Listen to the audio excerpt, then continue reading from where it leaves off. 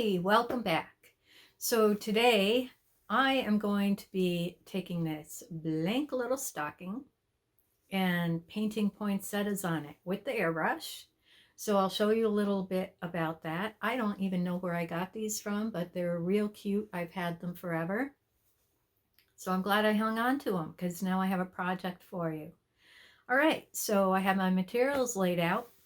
And I'm going to walk you through kind of what I use to get the design on the stocking. And then I'm going to go downstairs and get to my paint room and get some airbrushing done. So I'll see you soon. All right, so starting out, I've got my stocking and I cut a piece of cardboard that I'm going to stick in there to give it not only support, but when I paint it, I don't want the paint to go through to the other side. So you want something that is going to absorb some of the paint, nothing like plastic that's going to repel the paint and send it back into the fabric towards you. So this will go into the stocking. And then I have my sketch laid out here. So what I do, and I can keep this sketch forever for other projects. So what I do, I use a pastel pencil, a light color, and the nice thing about pastel pencil with the airbrush is that the air will blow off the pastel as I go. So then I'll take, anything to use as a burnishing tool, and I have to get the cardboard in there first. So, and then just burnish the design in there. Sometimes I use my fingernails because they are always readily available. So I'm going to get that done, and then I'm going to go down to my painting room and we will get started on poinsettias. Okay, so I set up a little mini workstation today because there's no point in heating up the whole garage for a tiny little piece like this. So there you see where I've transferred the pattern. And I have the cardboard tucked in there. I made it a little bit longer so I could clip it on. It's a really nice tight fit. I don't have any wrinkles in the fabric except for there, but that is not an issue. And I've got it just clipped onto a piece of foam core on my easel. I have my paints all set up. And my airbrush gave me a little trouble yesterday. I used an Iwata Eclipse.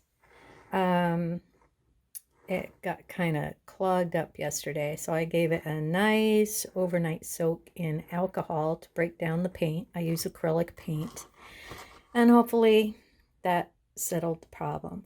So I'm going to get to painting, and I'll speed up the process a little bit for you. And even though this is with the airbrush, you can still use the same steps to hand paint the fabric.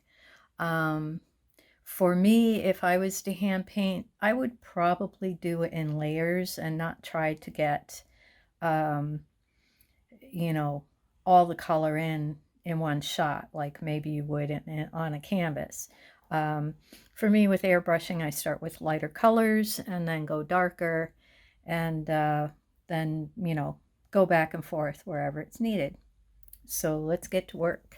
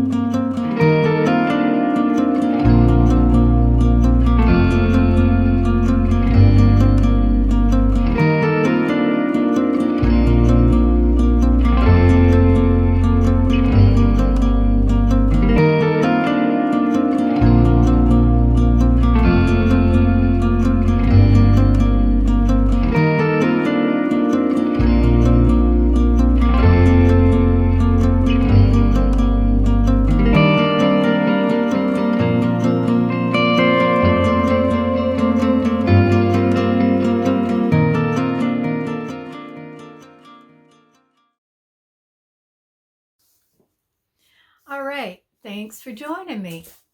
So that is your basic poinsettia design.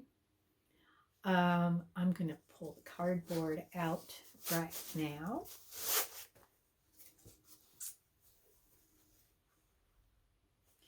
And nothing went to the back, but let's see.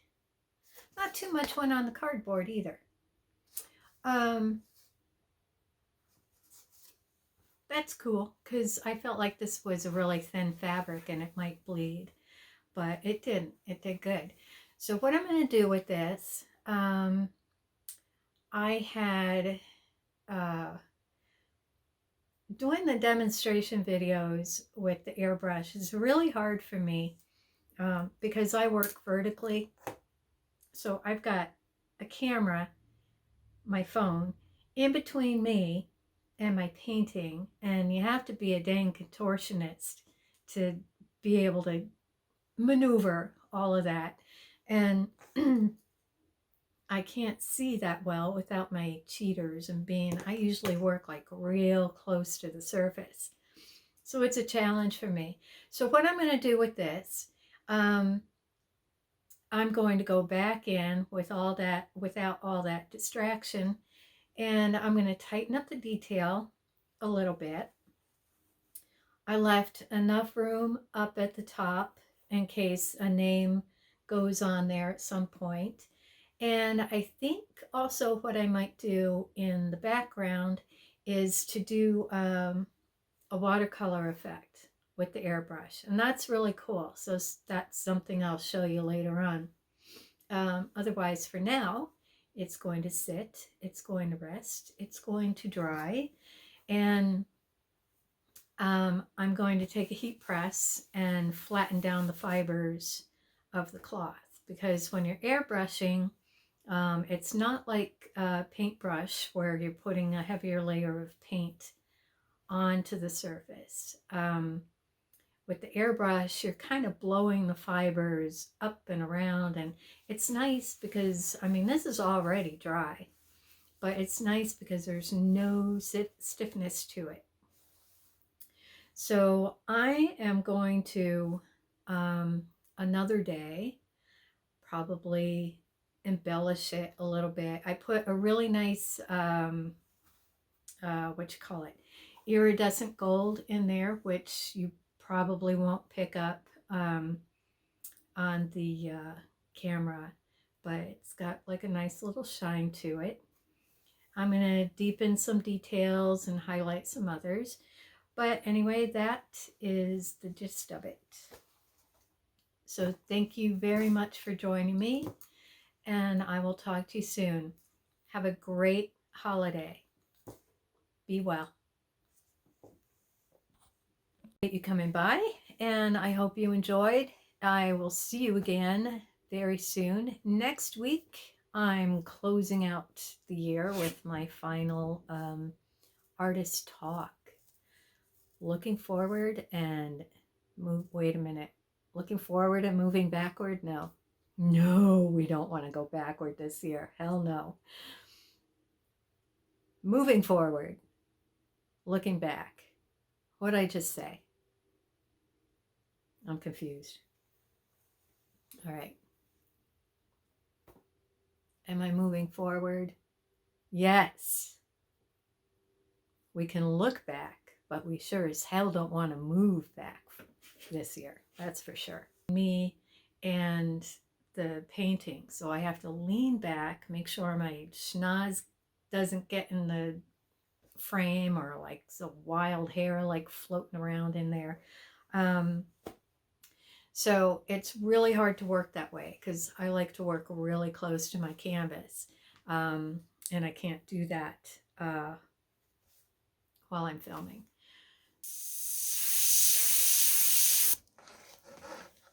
Oh, God, this is awkward. I do not like it. I don't.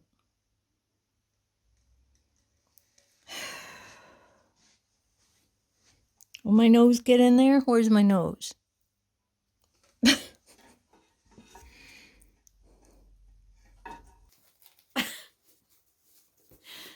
Husband's gonna give me a dang heart attack. keeps throwing snowballs at the window, trying to call me out. He's going to get it too. I'm going to suit up and get out there, kick his butt. He doesn't know I'm recording. Okay, so here we go. One more time. God, I'm paranoid now. I got to look out for him like every second.